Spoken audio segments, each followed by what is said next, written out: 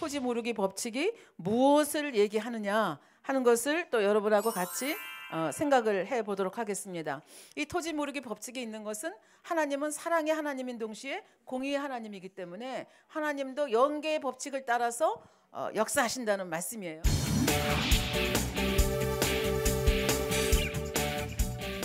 네 가지 조건이 뭐냐 하는 것을 이제부터 여러분에게 말씀을 드리겠습니다. 아까 25장 23절에 뭐라 그랬어요? 토지를 영영히 팔지 말 것은 토지는 다 내 것임이라. 그리고 24장에 토지 모르기를 허락할지라 그렇게 얘기했고 25절에 보면 근적이 와서 동적이 팔 것을 물을 것이요. 그러니까 우리 인간에게 있어서 근적이라고 하는 것은 누구예요? 사람이어야 한다는 얘기입니다. 그러니까 하늘에 천사들이 많아도 하늘의 천사들은 영으로만 되어 있잖아요. 그러니까 우리 근족이 아닌 거예요. 그러니까 천사들도 우리를 대신해서 뭐 땅을 사줄 수가 없어요. 그러면 짐승은 어떠냐? 짐승은 혼과 육으로만 돼 있어요.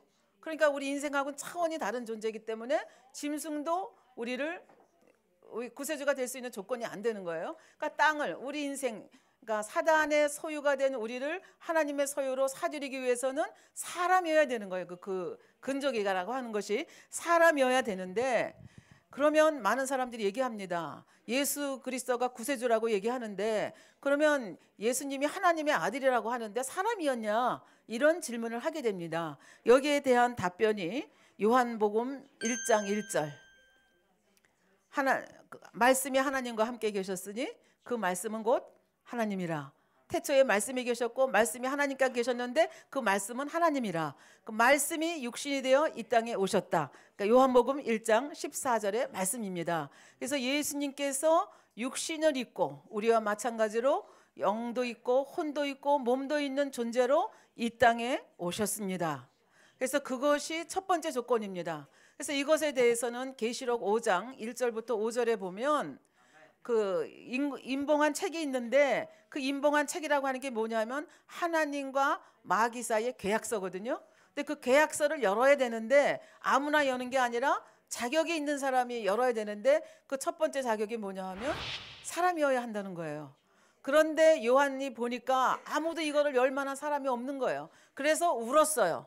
울었더니 장로 한 사람이 나와서 울지 말라 그러면서 다윗의 뿌리에서 나와서 구세주가 나와서 이걸 열 자가 있다 그렇게 말씀을 하셨어요. 그래서 그 다윗의 뿌리에서 나온 자가 누구냐? 사도행전 13장 22절 23절 보면 23절에 보면 이런 말씀이 있습니다. 하나님이 약속하신 대로 이 사람의 씨에서 누구의 씨? 다윗의 씨에서 이스라엘을 위하여 구주를 세우셨으니 곧 예수라. 그래서 예수님께서 이 땅에 사람으로 오셨어요. 그래서 이렇게 오심으로 첫 번째 근족이어야 한다는 조건을 충족을 시키신 것입니다. 그 다음에 두 번째 조건은 뭐냐 하면 아담의 후예가 아니어야 됩니다. 근족이면서도 아담의 후예가 아니어야 돼요. 그러면 아담의 후예가 아니라고 하는 말은 아담의 자손은 다 어떻게 된다 그랬어요? 부모의 죄성을 타고난다 그랬죠. 그러니까 어렸을 때부터 지난 시간에 얘기했듯이 그 천사 같은 어린애조차도 그 속에 시기가 있고 질투가 있다 말씀을 드렸습니다. 그래서 그렇잖아요. 내가 까를로스 목사님한테 1,000,000원 빚을 졌어요. 1,000,000원 빚을 졌는데 우리 아버지가 돈을 대신 갚아줘야 되는데 저는 가난해서 못 갚거든요. 근데 우리 아버지도 가난해요. 그럼 우리 아버지가 갚아줄 수가 없잖아요. 그러니까 우리 아버지가 부자여야 되는 거예요. 마찬가지로 아담의 후예가 아니어야 되거든요. 죄인이 아니어야 돼요. 그럼 예수님이 이 땅에 육을 입고 오셨는데 어떻게 아담의 후손이 아니게 오셨는가? 그것에 대한 말씀이 여러분들이 잘 아시는 바와 같이 누가복음 3장 23절부터 37절에 보면 예수님의 잉태 사건이 나옵니다. 예수님께서는 동정녀 마리아와 인간 요셉 사이에서 태어난 아들이 아닙니다. 다시 말하면 남자의 정자와 여자의 난자가 결합해서 태어난 것이 아니고 성령으로 잉태되었다고 성경에 나와 있습니다. 근데 사실 저는 이게 너무 황당한 것 같아서 사실 믿기가 어려웠습니다. 아무리 생각해봐도 정자하고 난자가 결합이 돼서 사람 몸에서 태어나는 거지 어떻게 이렇게 태어날 수가 있을까 이런 생각을 하게 됐는데요. 요즘은 자연과학이 발달이 되다 보니까 남녀가 꼭 사랑을 하지 않아도 잉태하는 방법이 있더라고요. 저는 이제 자연과학을 한 사람이기 때문에 이제 그런 기사를 보면 금방 이해가 되죠. 그래서 요새는 테스트 튜브에다가 시험관에다가 어떻게 해요? A라고 하는 남자의 정자, 스펌, 정자하고 그 다음에 이거는 이제 남자예요. 그 다음에 여자의 에그, 이게 난자죠. 이거를 하나씩 꺼내 가지고 테스트 튜브에서 정자하고 난자가 결합되게 해서 수정란을 만들어요. 수정란을 만들어 가지고 이거를 이 여자가 아니라 또 다른 여자의 자궁 속에다가 집어넣어줘요. 요새는 자연과학이 발달됐기 때문에 이게 가능하거든요. 그러면 이 수정된 이 난이 다른 여자의 뱃속에서 자궁 속에서 자라서 여기서 태어날 수가 있어요. 그래서 요새는 대리모라는 단어도 있고 서로게이트 마더라 그러죠. 대리모도 있고 그러니까 내가 태어났는데 우리 아버지가 누구고 우리 어머니가 누군지 전혀 모르게 제3의 여자의 뱃속에서 자궁 속에서 자라서 태어날 수 있게 됐다는 얘기죠. 그러니까 이거를 딱 그렇게 요새 자연과학이 발달돼서 이걸 이해하고 나니까 성령으로 잉태된다는 것이 너무나 쉽게 이해가 되는 거예요. 더군다나 하나님은 전지하시고 전능하신 하나님이기 때문에 꼭 그 정자 난자 결합하지 않고도 얼마든지 가능할 수 있겠다. 그래서 동정녀 마리아의 자궁 속에서 자라나셔서 동정녀 마리아에게서 태어나셨지만 결국은 인간 어머니, 인간 아버지가 계신 것이 아니라 성령으로 잉태되신 하나님이신데 인간의 몸을 입고 이 땅에 오셨다는 얘기입니다. 그러니까 이건 다른 말로 바꿔 말하면 정자와 난자가 결합돼서 태어난 아기가 아니라는 얘기는 다른 말로 바꿔 말하면 원죄가 없다는 얘기입니다. 죄성이 없다는 얘기가 되겠습니다. 그래서 이것이 두 번째 조건입니다. 그러면 이제 세 번째 조건은 무엇이냐? 능력이 있어야 됩니다. 능력이 있다는 것이 이 세상에서도 돈, 땅을 팔다가 다시 살려면 돈이 있어야 되지 않습니까? 그러니까 제가 땅을 팔았으면 어떻게 해야 돼요? 제가 다시 부자가 되면 돼요. 제가 다시 부자가 돼서 땅을 사오면 되는데 나는 부자가 못 됐어요. 그럼 누군가가 제3자가 부자, 그 근족이면서 아담의 후손이 아닌 자가 내 땅을 사줘야 돼요. 그렇지 않아요? 빚이 많은 사람이 빚진 사람을 구해줄 수가 없잖아요. 그러니까 그러면 영계에서는 이 능력이라고 하는 것이 뭐냐? 영계에서의 능력이라고 하는 것은 돈이 많은 것도 아니요, 예쁜 것도 아니요, 땅이 많은 것도 아니요. 영계에서 힘은 뭐예요? 영계에서의 능력. 영계에서의 능력은 죄가 없는 겁니다. 죄가 없는 겁니다. sinlessness. 죄가 없는 것이 영계에서의 힘입니다. 그런데 모든 인생들은 어떻게 한다 그랬어요? 태어날 때부터 오리지널 셀, 원죄를 가지고 태어납니다. 그러니까 이 원죄 때문에 어떻게 돼요? 원수마귀 사단의 자녀입니다. 원수마귀 사단의 자녀이고 그 다음에 태어나서 여기 계신 분들 중에서 나는 한 번도 죄를 진 적이 없다. 그런 사람 있으면 한번 손 들어보세요. 나는 한 번 거짓말을 한 것도 없고 남의 종이 한 장 가져온 경우도 없고 나는 죄를 한 번도 지은 적이 없다. 그거 자범죄라 그러거든요. 그러니까 자범죄를 한 번도 지은 사람이 이 세상에 있으면 좋겠는데 좀 어렵죠. 어려워요. 왜냐하면 태어날 때부터 죄성을 가지고 태어나기 때문에 그것이 어린 나이라 할지라도 시기 질투가 나오고 이렇게 하기 때문에 이 자범죄가 없다고 하는 것이 상당히 힘들어요. 그러면 예수님이 이 구세주의 조건을 지금 첫 번째 조건을 충족시켰고 두 번째 조건을 충족시켰는데 그러면 예수님은 죄가 없는 자였느냐? 그런 질문을 우리가 하게 됩니다. 그러면 우리는 예수님이 인간의 정자와 난자를 통해서 나온 것이 아니라 성령으로 잉태되셨기 때문에 오리지널 신, 원죄가 없다는 것에 대해서 동의합니다. 그러면 이거는 충족이 시켰어요. 그러면 예수님은 이 땅에 사시는 동안 십자가에 못 박혀 돌아가실 때까지 한 번도 죄를 안 범하셨느냐? 이것에 대한 답변을 저희가 할 수 있어야 됩니다. 성경에 보면 8일 만에 이스라엘의 그 율법을 따라서 할례를 받으시고 그 다음에 돌아가실 때까지 어떻게 사셨는가 하는 기록이 성경에 나와 있습니다. 예를 들면 베드로전서 2장 22절에 보면 이렇게 말씀하십니다. 여기서 저는 예수님을 얘기합니다. 저는 죄를 범치 아니하시고 그 입에 괴사도 없으시며 욕을 받으시되 대신 욕하지 아니하시고 고난을 받으시되 위협하지 아니하시고 오직 공의로 심판하시는 자에게 부탁하시며, 다시 말하면 한 번도 죄를 지은 적이 없다, 이렇게 우리에게 확실하게 증거를 하고 계십니다. 히브리서 7장 26절도 마찬가지입니다. 이러한 대제사장은 우리에게 합당하니, 여기서 예수 그리스도를 얘기합니다. 거룩하고 악이 없고 더러움이 없고 죄인에게서 떠나 계시고 하늘보다 높이 되신 자라. 그래서 죄를 전혀 범하지 아니신 분임을 저희들에게 얘기를 합니다. 그래서 능력이 있어야 된다, 힘이 있어야 된다 하는 것에 대해서, 영계에서 힘이라고 하는 것은 죄가 없는 것이 힘이다 라고 말씀을 드렸고, 구체적으로 얘기하면 원죄가 없고 자범죄가 없는 것에 대해서 여러분에게 말씀을 드렸습니다. 그런데 이제 문제는 네 번째입니다.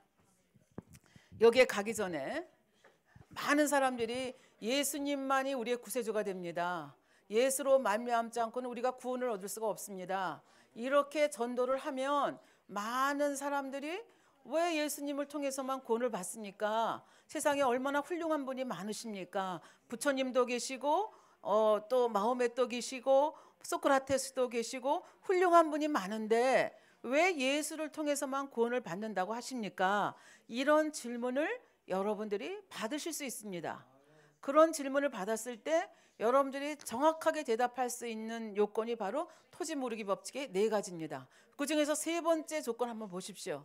능력이 있어야 되는데, 모든 아담의 후손들은 너나 할 것 없이 오리지널 신, 원죄를 가지고 태어나기 때문에 죄인이 죄인의 죄를 대속할 수가 없습니다. 그러니까 소크라테스가 훌륭한 분이시긴 했지만, 부처님이 훌륭한 분이시긴 했지만 그분이 구세주가 될 수는 없다는 얘기가 되겠습니다. 그래서 그런 질문을 받았을 때 여러분들이 토지 모르기 법칙을 가지고 설명을 하시면 상당히 효과적으로 설명하실 수 있다는 얘기가 되겠습니다. 그래서 지금 첫째, 둘째, 셋째에 대해서 말씀을 드렸습니다.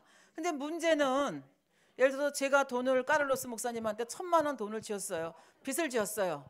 저는 갚을 능력이 없어요. 근데 우리 아버지가 억만장자예요. 억만장자인데 제가 아버지한테 가서 아버지 제가 잘못해서 까를로스 목사님에게 1,000만 원 빚을 졌어요. 빚을 좀 제 대신 갚아주세요. 그렇게 할 때 아버지가 네가 어린애냐? 네가 돈 벌어서 갚아라. 우리 아버지가 거절했어요.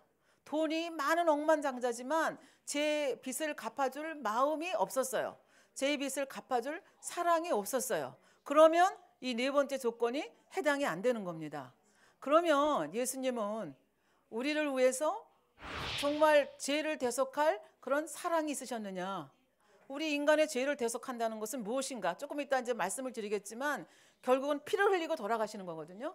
하나님의 아들이 이 땅에 육신을 입고 온 것도 대단한데 거기다가 피를 흘리고 돌아가셔야 돼요.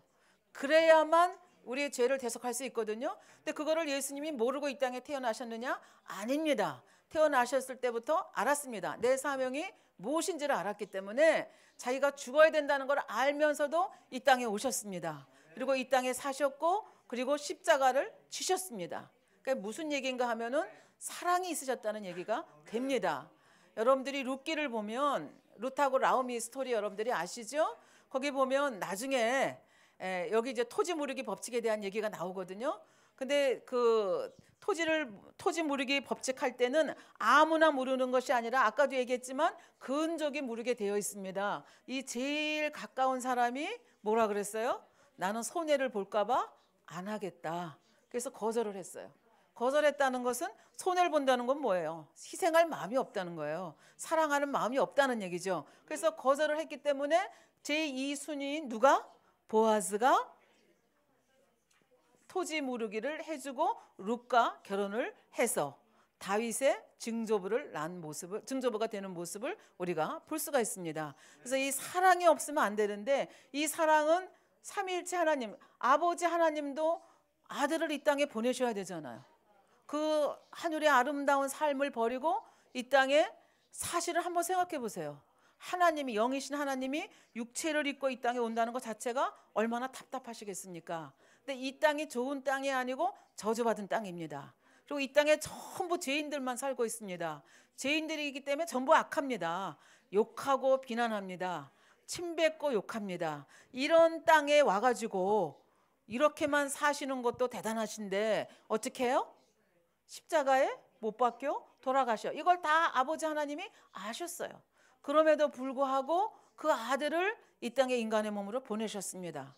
그 다음에 주님은 그 하나님 아버지의 마음을 아셨어요. 그리고 자기가 얼마나 고난받은 걸 아셨음에도 불구하고 이 땅에 오셨고 순종했고 십자가에 못 박혀 돌아가셨습니다. 그러니까 아버지 하나님의 사랑과 주님의 사랑 다 충족이 된 것을 볼 수가 있습니다. 그리고 삼위일체 하나님이라고 말씀드렸잖아요. 그러면 성령님은 무슨 역할을 하느냐? 그것은 차츰 여러분에게 말씀을 드리도록 하겠습니다. 그래서 하나님께서는 갑자기 선악과 따온 거 보고 우왕좌왕하시고 당황하신 게 아니라 그렇게 될 것을 아셨고, 때가 되매 이런 토지 무르기 법칙에 나오는 구세주의 조건이 될 만한 사람, 이 땅에는 아무도 없기 때문에. 왜? 다 죄인들이잖아요. 아까 4가지 조건 여러분에게 말씀드렸잖아요. 그러니까 이 땅에는 아무도 없기 때문에 결국은 내 아들을 보내야 되겠다. 내 아들을 보내서 내 아들이 피 흘려서 이 인생들을 위해서 죄에서 건져서 천국 올 수 있는 길을 마련해 줘야 되겠다. 그건 아버지가 인간 경작을 생각하는 그 순간에 이미 하나님의 섭리 속에 들어있는 것입니다. 그러니까 하나님께서도 우리를 참 자녀로 얻기 위해서 얼마나 많이 희생하셨는지, 얼마나 많은 것을 참고 견디셨는지, 오랜 세월 동안 얼마나 오랫동안 기다리시는지 하는 걸 여러분들이 한번 상상을 해보시기 바라겠습니다. 그래서 이제 토지 무르기 법칙에 대한 것, 구세주의 요건에 대한 것을 여러분에게 말씀을 드렸고요. 그러면 이제부터, 그러면 어떻게 예수님이 이 땅에 오셔서 어떻게 십자가에 못 박혀 돌아가시게 됐고, 그 예수님을 믿으면 왜 우리가 다시 born again해서 중생해서 하나님의 자녀가 될 수 있는가? 이 원리를 저희가 알아야 됩니다. 그래서 이제부터 여러분과 같이 말씀드릴 것은 왜 예수 그리스도를 믿을 때 우리가 구원을 받는지에 대해서 말씀을 드리도록 하겠습니다. 하나님께 아까도 말씀드렸죠. 하나님은 인생들이 이렇게 될 것을 아시고 이미 창세기에 하나님의 구원의 길을 예언을 해 놓으셨습니다. 그래서 창세기 3장 한번 보겠습니다. 성경 한번 펼쳐보시기 바랍니다.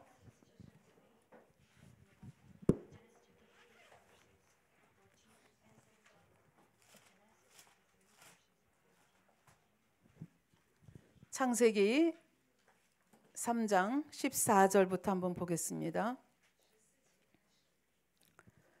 여호와 하나님이 뱀에게 이르시되 내가 이렇게 하였으니 내가 모든 육축과 들의 모든 짐승보다 더욱 저주를 받아 배로 다니고 종신토록 흙을 먹을지니라. 여기까지 우리가 됐죠? 그 다음에 15절 내가 너로 여자와 원수가 되게 하고, 여기서 뱀은 영적으로 원수마귀 사단을 가르치고 있습니다. 내가 너로 여자와 원수가 되게 하고 너의 후손도 여자의 후손과 원수가 되게 하리니 여자의 후손은 내 머리를 상하게 할 것이요 너는 그 발꿈치를 상하게 할 것이니라. 이 말씀 속에 하나님이 어떻게 인생들을 구원하실 것인지 구원의 섭리를 심어 놓으셨다는 얘기가 되겠습니다. 그러면 여기에서 뱀은 아까도 말씀드렸지만 원수마귀 사단을 말씀드린다고 했습니다. 그러면 흙을 먹으라는 것은 아까 얘기했었죠? 흙으로 지은 인생들, 모든 인생들이 아니라 어두움에 사는 인생들, 그러나 예수 그리스도를 믿기 전에는 다 원죄를 가지고 있는 죄인들이기 때문에 인생들이라고 말씀을 드릴 수가 있겠죠. 흙으로 지은 사람을 먹고 지배하라는 말씀입니다. 그 다음에 여자의 후손이, 여자는 누구를 가르치느냐? 여자는 이렇게 강의 세미나 하면서 여쭤보면 굉장히 여러 가지 다양하게 많이 나오는데, 어떤 분은 동정녀 마리아 뭐 이렇게 얘기를 하시는데, 이 여자는 성경 여러 곳들을 여러분들이 찾아보시면 이스라엘을 영적으로 지칭한다는 거 하는 것을 알 수가 있습니다. 예를 들면 요한계시록 여러분들이 12장 한번 쭉 읽어보면 거기에 나오는 여자는 이스라엘을 얘기를 하고 있습니다. 그래서 이 여자는 이스라엘을 얘기하고, 여자의 후손은 결국 누구를 말씀드리는가 하면은, 직접적으로 말씀드리면 예수 그리스도 메시아를 말씀을 합니다. 여자의 후손 메시아가 나타날 것이라는 얘기죠. 그러면서 얘기합니다. 뱀이 여자의 후손의 발꿈치를 상하게 한다. 이거는 이제 예수님이 십자가에 못 박혀 돌아가실 것을 말씀하시는 거고요. 그다음에 여자의 후손이 뱀의 머리를 상하게 할 것이다. 이런 말씀입니다. 뱀 못 보신 분 계세요? 뱀 한 번도 못 보신 분 계셔? 한번 손 들어보세요. 다 뱀 보셨나요? 다 보셨죠? 예. 뱀 징글 맞잖아요. 뱀 보기만 해도 여자들은 굉장히 그냥 섬뜩하거든요. 여자들이 더 무서워해요. 왜냐하면 여자가 먼저 뱀에게 유혹됐잖아요. 그래서 그것 때문에 저주받아서 이 땅에서 고생하고 있는 거를 우리 깊은 마음이 알아요. 그렇기 때문에 뱀을 굉장히 끔찍하게 생각을 합니다. 그런데 뱀 잡아보신 분 계세요? 잡아보신 적 있어요? 어떻게 잡으셨어요? 꼬리 잡으셨어요? 뱀 잡는 사람들의 얘기를 들어보면 뱀이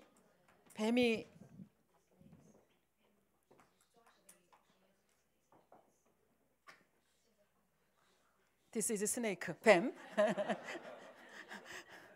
뱀 꼬리를 이렇게 몸통을 딱 자르면 뱀이 막 몸부림치면서 꽉 물어요. 그래서 이 뱀 스네이크 캐쳐들, 뱀 잡는 사람들은 항상 어디를 잡아요?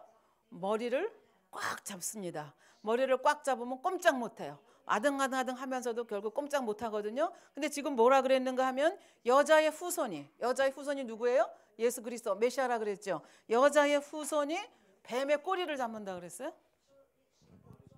뱀의 머리를 크러쉬한다 그랬어요. 머리를 아예 부셔버린다 그랬거든요. 그러니까 지금 현재는 원수마귀 사단이 공중권세 잡으면서 인생들을 딱 잡고 조정을 하고 있는데, 메시아가 나타나면 뱀의 머리를 완전히 부셔버린다. 말하면 사단의 진을 깨트린다. 그런 것을 하나님께서 이미 말씀을 하셨어요. 그런데 우리도 아는데 원수마귀가 이거 몰랐겠어요? 알잖아요. 여러분들이 이런 생각할 거예요. 아니, 원수마귀가 어떻게 사람의 마음을 알지? 원수마귀가 내가 죄가 있는 거, 내가 이렇게 행동으로 하지 않고 내 마음속에 멋있다 그러고 간음했는데 어떻게 원수마귀가 알지? 나만 아는데, 우리 아버지도 모르는데. 이런 생각을 여러분들이 하실 수 있습니다. 여기에서 우리가 영계의 법칙을 알아야 됩니다. 하나님께서 루시퍼의 반역을 이제 루시퍼가 반역을 일으켰고 결국 루시퍼가 졌죠. 그래서 무적에게 가두었다가 인간 경작의 도구로 사용한다고 그랬죠. 그래서 그 루시퍼와 타락한 천사 일부를 풀어서 어디다가 두셨다고 그랬어요? 우리가 사는 1하늘에 두셨어요? 아니면 2하늘에 두셨어요? 아니면 3하늘에 두셨어요? 아니면 4하늘에 두셨어요? 2하늘에 두셨습니다. 그래서 여기 우리 하늘의 차원을 한번 이 시간 생각하고 지나가도록 하겠습니다.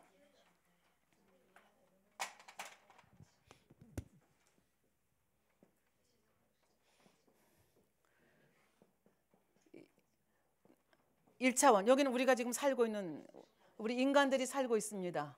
그 다음에 여기는 제2하늘은 빛의 공간과 어둠의 공간이 있다 그랬죠. 그래서 빛의 공간이 있고 어둠의 공간이 있습니다. 그래서 이 빛의 공간 중에 한 부분에 뭐가 있다 그랬어요? 에덴 동산이 있다 그랬습니다. 근데 이 어둠은 지금 2차원에 있거든요. 2차원에 있고 앞으로 우리 주님이 오시고 우리가 백보자 심판 받은 다음에 어디 가서 살게 돼요? 천국이거든요. 이게 어디냐면 삼하늘이거든요. 3차원의 삼하늘이거든요. 그 다음에 하나님, 삼위일체 하나님이 계신 곳은 어디냐면 사하늘입니다. 이렇게 차원이 있습니다. 그러면 원수마귀 사단이 어디 있다고 그랬어요? 제2하늘에 있습니다. 그 차원은 저 차원을 다스리게 되어 있습니다. 그러니까 인생들이 아무리 날고 겨워도 어디에 살고 있어요? 지금 1차원에 살고 있는 거예요. 그래서 원수마귀 사단이 우리의 마음을 지금 읽고 있다는 얘기가 되겠습니다. 그래서 우리가 마음에 살인하는 마음이 있는지, 미워하는 마음이 있는지, 시기하는 마음이 있는지 우리가 행동으로 하지 않아도 알 수 있다는 얘기가 되겠습니다. 그러면 상대적으로 하나님은 제4하늘에 계시기 때문에 원수마귀 사단의 마음을 다 읽죠. 계획을 다 읽고 있죠. 그래서 예수님께서 하나님의 아들이시잖아요. 하나님의 아들인데 이 땅에 오셨잖아요. 그래서 가룟 유다를 통해서 사단이 역사할 때, 또 바리새인들이 사단의 역사를 받아서 뭐라고 예수님을 비난할 때, 마음속으로 비난할 때 예수님이 그들의 마음을 읽어서 너희가 지금 이렇게 생각하고 있지 않느냐라고 마음을 딱 집어내는 걸 볼 수가 있습니다. 어떻게 그것이 가능하겠습니까? 예수님은 4차원의 하늘에서 오신 분이기 때문에 그렇습니다. 그래서 이런 영계의 법칙을 여러분들이 아시면 좋겠지요. 그러나 이제 여러분들은 이제 십자가의 도를 공부하고 계시지만 성결에 대해서, 영에 대해서, 온영에 대해서 알고 계십니다. 그러면 예를 들어서 영이 됐다, 영의 사람이 됐다 그러면 죄가 없잖아요. 그 다음에 더군다나 온영의 사람이 됐다 그러면 완전히 어느 차원의 존재냐 하면은 3차원의 존재입니다. 그렇잖아요. 영적으로 보면 새 예루살렘 그 3차원의 존재이기 때문에 이 사람들은 원수마귀 사단이 장난을 할 수가 없어요.